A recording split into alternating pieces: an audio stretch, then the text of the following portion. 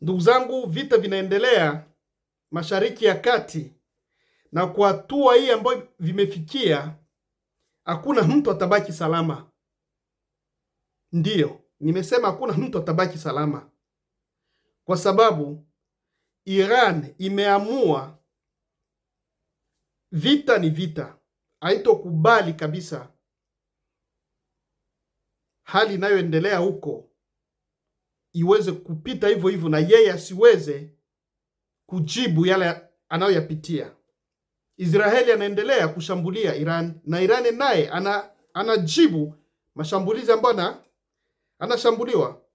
Lakini ujue kwamba ndugu yangu, wanaoathirika ni wanawake, watoto na watu baki tu ambao hawajui kabisa ile inayoendelea katika dunia hii.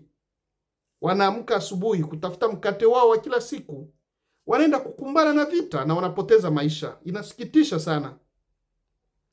Hali hii ya vita vinavyopita huko Mashariki ya Kati, nchi zote jirani na Iran wameona ugumu wa kuweza kuweka kambi za Wamarekani karibu yao. Maana yale wanayopitia, wanajuta kwa nini walikubali Umarekani jiweke kambi zao katika nchi zao. Na hiyo bado, maana Iran imeamua ni lazima itafikisha Umarekani mwisho. Nataka niwaambie kwamba ndugu yangu, kwa miaka hii tumeishi na haya tunayoshuhudia, kwanza vita ambayo Umarekani ilianza kule Vietnam mpaka hivi vita vya leo, hakuna siku Marekani imewahi kushinda vita, hata siku moja, na hakuna nchi hata moja ambayo Marekani iliwahi kuishinda. Ni kwenda kuharibu na wanakimbia. Wale watu wa nchi ile wanabaki wanahangaika. Maana nchi ikishajengwa, ikibomolewa, kuanza upya tena inaomba miaka mingi sana.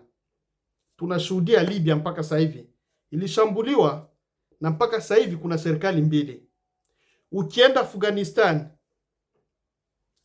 ni vilio kila siku. Ukienda Iraq wanalia kila siku.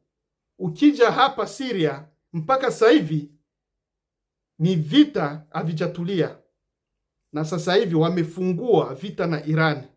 Inasikitisha sana, kwa sababu Umarekani inajua kwamba Iran amejiandaa miaka mingi sana kwa hivi vita ambao wamechokoza, na atakaye lipa vita hivi ni Israeli, maana Israeli hatapata amani tena kamwe. Ndiyo, Israeli alibomoa Gaza na Wapalestina ambao walikuwa naishi pale wanahangaika kabisa, lakini Israeli haiwezi Iran, maana Iran imejiandaa muda mrefu sana. Tumeshuhudia Iran amesema kwamba nchi yoyote ile ambayo inaweka kambi ya Wamarekani ni lazima aishambulie, na ni kweli ameshambulia kila kambi ya Wamarekani. Iran imevunja mitambo mikubwa sana ya Marekani ambayo ina thamani kubwa sana, na mpaka leo ninavyosema na nyinyi hapa ndugu zangu, Umarekani ameamua kuhamisha mitambo yake ambayo ya ulinzi ilikuwa kule Korea na Japan, imetoka kule imekuja ili iweze kuwekwa kwa hao washirika wake ambao mabilionea wamewekeza pesa zao pale. Je, sisi raia ambao kila siku tunanunua mafuta ili tuweze kuweka kwenye gari zetu, tuweke kwenye pikipiki zetu ili maisha yaweze kwenda, bei inapopanda tutaishi namna gani? Sasa hivi hapa kwetu Europe mafuta yamepanda, ni kwa sababu nchi za wazungu kidogo wametengeneza uchumi wao au yumbi kama jinsi nchi zetu za Afrika zilivyo. Lakini hapa tayari tunaanza kuhangaika. Watu wameanza kwenda kwa hii baridi tunayoipata hapa, wanaendesha mabeskeli kuliko kuendesha gari, kwa sababu kununua mafuta inaanza kukosti pesa mingi sana. Je, Afrika itakuwa namna gani? Maana Afrika inategemea sehemu kubwa sana ya misaada inayotoka huku nchi za Europe. Na hawa kama maisha yao ni magumu, je, watatoa kweli ili kwenda kusaidia nchi za Afrika? Na hayo yote yanasababishwa na vita ambao Marekani na Israeli wanaenda kuchokoza. Mtu ambao anapanga maisha yake, mtu ambao hana haja ya vita, lakini wanaenda kumchokoza. na Irani imejiandaa muda mrefu sana. Sina uhakika kama Israeli itashinda vita hivi,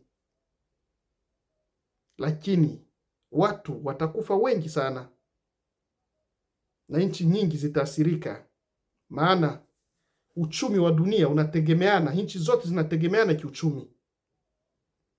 Fikiria leo nchi za Europe zilikuwa zimekataa kununua mafuta na gesi kutoka Urusi, lakini sasa hivi wamegeuza kauli yao, wanataka wakae chini waongee na Urusi ili waanze kupewa gesi na mafuta. Hayo ndio matokeo ya vita. Unavyoenda kuchokoza vita na hujajiandaa, mwasirika wa kwanza atakuwa ni wewe. Sisi hapa Europe sasa hivi ni waasirika wa vita vinavyoendelea kati ya Israel na Iran, na nchi zote ambazo ziko karibu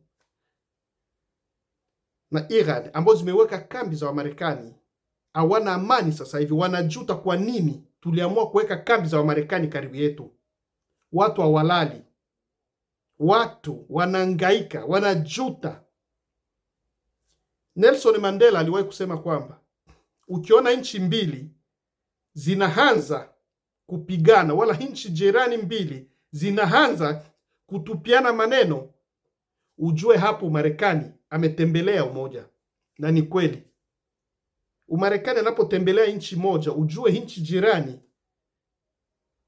ipo kwenye hali ya wasiwasi. Na ndio haya tunashuhudia yametokea Afrika Mashariki ya Kati. Ndio hiyo Asia huko wanajaribu kuchokoza Taiwan iweze kuvamia ama iweze kuleta fujo na China, ambayo China ni taifa kubwa. Lakini Israeli itashinda vita hivi.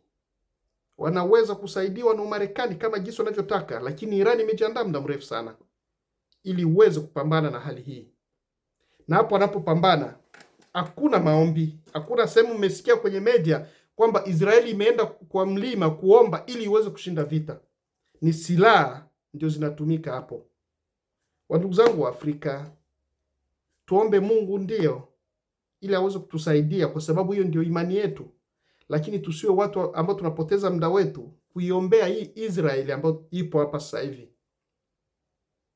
Wataalamu na watu wa historia ambao wamejifunza historia vizuri wanakuambia hawa Waisraeli ambao wako hapa ni tofauti kabisa na wale huwa tunajifunza, wale tulienda kudanganywa Afrika kwamba hili ndio taifa teule. Mpaka leo hivi Israeli kuna Waisraeli ambao wana asili ya Urusi karibia milioni 2 wako pale, na wengine kutoka mataifa wengine hote wanajiita Waisraeli. Hawa wakina Benjamin Netanyahu sio wale ambao sisi tulidanganywa kwa Biblia ili tu tunakosa kula na kunywa kuwaombea. Fanya shughuli zako ndugu yangu ili uweze kupata mkate wako wa kila siku. Achana na hawa wakina Benjamin Netanyahu, utapoteza muda wako bure.